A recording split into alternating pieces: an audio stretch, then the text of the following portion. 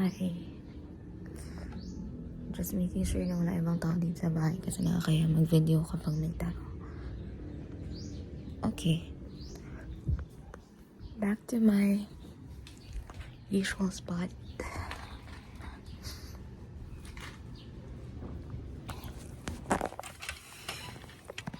Hi. Hello. Kung, kita yung mga muta. Di pa ako nakapag-ilabas. Hello. Uy, parang, siguro I look different today because I'm actually using a different camera. I'm using a different phone. Ito yung phone na bigay ni Camille, iPhone 13. So yeah, taking advantage of this moment since I'm alone again in the house. Tapos, yeah, update lang din because 2 weeks ata last video ko. Update. Ano ba pwede kong i-update? Kahapon, mga ganap kahapon. Ang ginawa namin kahapon ay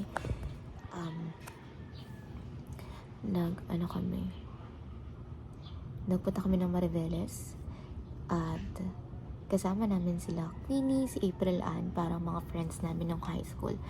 Ash, masaya siya. Tapos, parang I like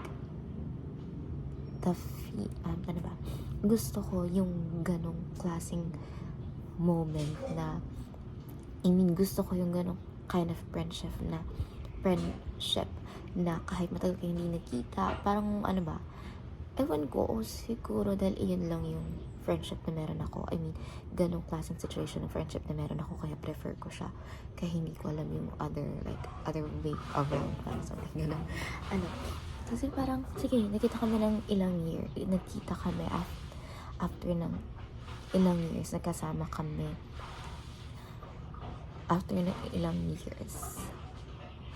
Tas parang wala lang nangyari. Parang hindi kami yung mga OA na, uy, kamusta ka na? Ganyan. Yun, parang walang moment na gano'n. Parang biglang kwentuhan na lang din. Na parang usual lang na lagi kami nakikita.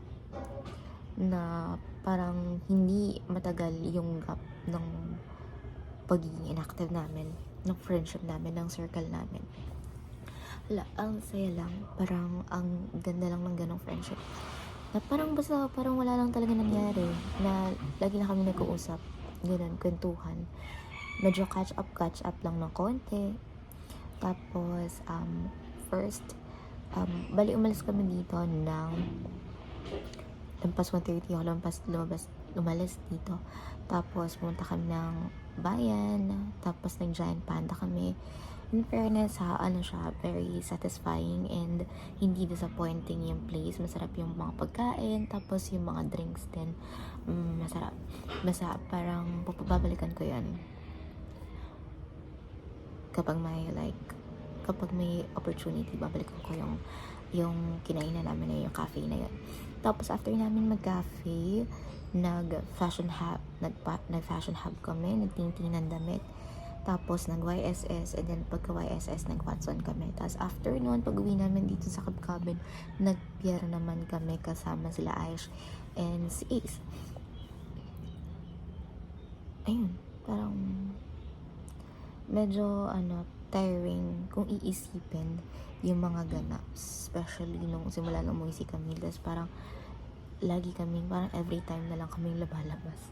Pero hindi ako nagko-complain. Naninibago lang ako sa ganong klaseng parang lifestyle or routine na after kong gawin yung ganito, may isa na naman akong gagawin. Parang hindi ako sanay na sunod-sunod yung ginagawa, kasi usually parang parang may gagawin ako isang araw, tapos matapos na yun, uuwi ako, diretso bahay na, yun na yun.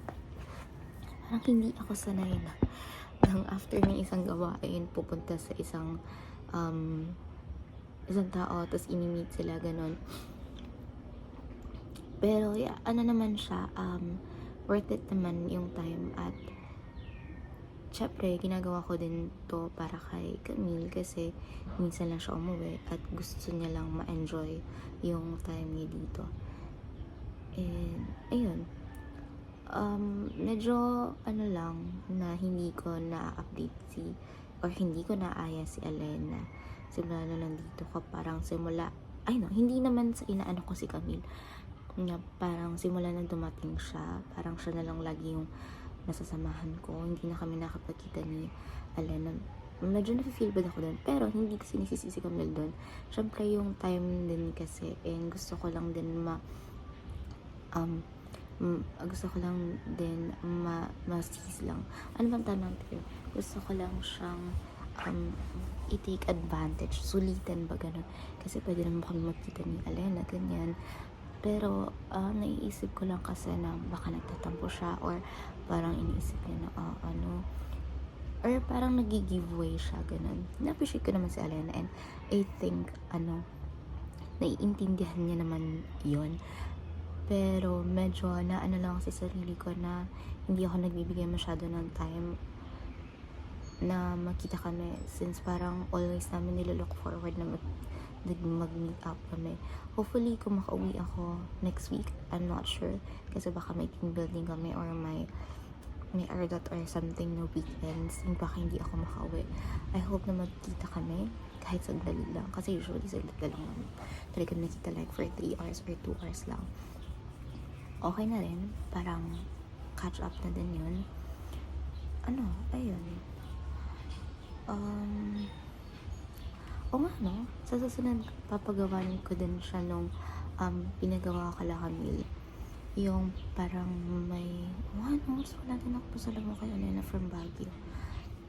Okay, mag-iisip ako ng ibibigay na pwedeng ibigay kay Alena, kasi parang every time na lang siya na lang lagi nagbibigay, diba? So ewan ko, parang ngayon na start ako magkaroon ng pera, parang gusto kong ako naman yung magbibigay. Yun, mag-isip ako yan. Parang ang dami ko pang gustong bilhin. Tapos may minutes pa naman ako, so I have 15 minutes to record, and then popost ko agad to. Nag-Watson kami diba kahapon, tapos binili ko tong mga bagay na to. Curl cream. Actually, nag-aalangan pa akong bilhin to, kasi nga meron pa akong isang, oh my gosh, narating na yung meron pa akong isa nito na, curl cream from Zen Nutrients. Yun, hindi ko pa siya naubos. Pero nabasa ko yung dito na parang ang description nila is naka-moisture siya, nakaka-healthy tingnan ng buhok. Tapos yung maliit na version nito, konti lang yung lamang niya dito. So, kinuha ko na. Medyo sapilitan to.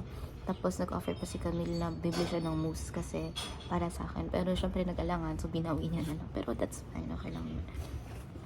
Tapos, buy one take one nito. Ito, buy one take one. Tapos, for anti-frizz. Parang napag-isip ako ngayon na sana pala isa na lang kinuha, kasi yung itsura niya, may something siya sa loob. Parang may ginseng or something. Nung mukhang, pag iniisip ko, ay mukhang mas effective yun kasi parang oil something siya. Basta yung itsura niya, pag yung physical, yung look niya, parang effective siya. Ito from Watson. Medyo believe naman ako sa mga ng Watson. Yung mga, yung mga products nila. Feeling ko naman medyo effective, kasi nakita ko sa iba na mukhang nag-effect sa kanila.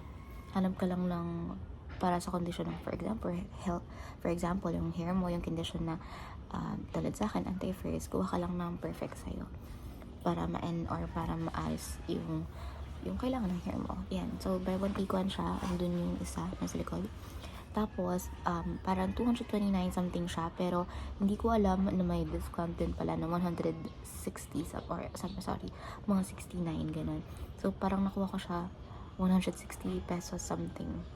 Tapos, buy one take one pa siya. So, 160 lang talaga yung nagamit ko. Oh my gosh, 9 minutes. And then, aside from that, bumili din ako nito. Kasi ito talaga yung aking BB cream. BB-holic. Medyo nagugustuhan ko na siya. Tapos parang feeling ko maganda naman yung lapat niya. Hindi nagkikiki or something, ewan ko. Basta good siya sa akin. So, since ito naman kong binibili din, tapos pa konti-konti lang ako, and medyo pricey talaga siya, really. So, might as well. Ang kumuha na lang ako na mas malaking version niya. I mean, yung mas malaking version sa usual na kinukuha ko. I think nasa 200 something to. Pero okay na yan. Minsan lang mabili ng mahal para sa sarili. Minsan lang to. Tapos ito, yung Salatec. Actually, maliit na binibili ko. Nasa 100 something lang pala siya. Pero ito, nasa 125 something. So, might as well kunin mo na yung malaki, diba? Ayun. Ito lang ito yung binili ko. Yeah. Tapos, bigay din si Camille ng pabango.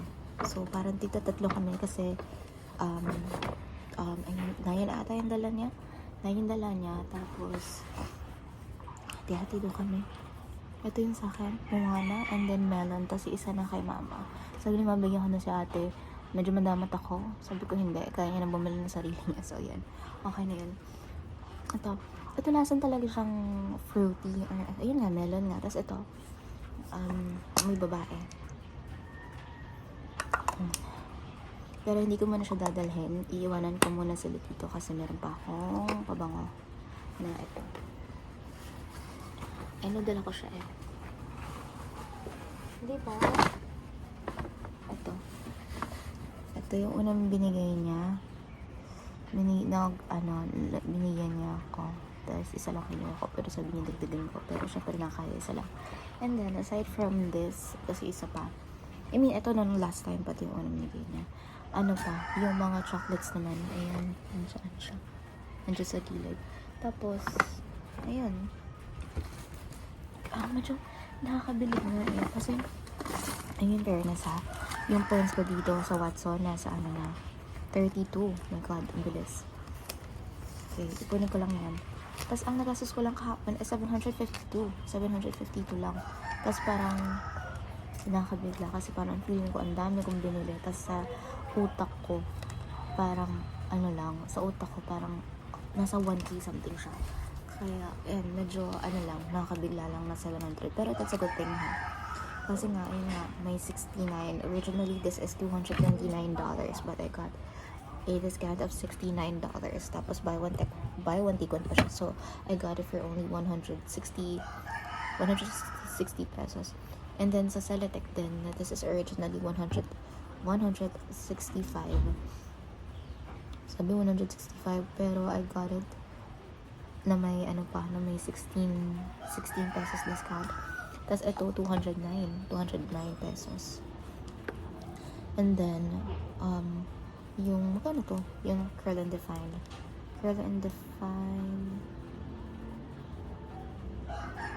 219. Walang discount, pero that's fine. Ayan, kasi actually walang ganito sa sa Watson na malapit dun sa akin. Walang ganun. So, kaya din talaga kinuha ko na yung malaki kasi nga baka matagalan kapag bumili pa ako na to.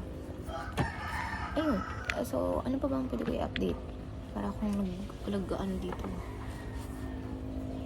Ano pa bang pwedeng i-update something? Nga pala, malapit na dumating ulit yung bago namin. So, parang kailangan makapag-outing or makapag-team building bago sila dumating. Kasi dumating na yung bago, which is sila Wayne at si Jival. Ay, alam mo, medyo kinakabahan ako nung una. Sinabi ko sila may babae. Tapos, parang judgment agad na, nasa last video ko yun. Sabi ko, sana hindi sila, hindi sila malandi, ganun. Hindi ganun si Jival. As in, she's nice. O siguro kasi hindi pala malabas ang tunay na ugali niya. Pero I'm not saying na masama yung ugali niya. Pero siguro kalog siya or something. Pero hindi pa nakikita yung pinaka-ugali niya talaga. Kasi syempre baka nag-adjust pa. And then si Wayne, baka loko-loko din siya. Pero medyo tahimik pa siya ngayon. Ganun. Pero parang twice na namin nakasama lumabas si Jival. I call her Ate Jival. Kasi she's months older than me. Wala lang gusto ko na tawagin ate. Pero G na lang din for minsan. Basta ganun. Yeah, she's nice. And hindi siya yung katulong mga arte. She doesn't wear makeup. Basta ganun. Simple lang din siya. And yeah, mabait siya. And si Wayne din also. Hanggang talaga yung boss ni Mika kung nagka-call. Ayun, so yeah. Hopefully makalabas kami. Kasama yung team. Syempre parang 3 batches. Tapos, sana kami muna. Tapos, saka dumating yung bago. I think 16 sila or 17. Ayun. So, yeah. 8 minutes left. nalimutan ko na yung day na yun, sorry. Lalagay ko na lang sa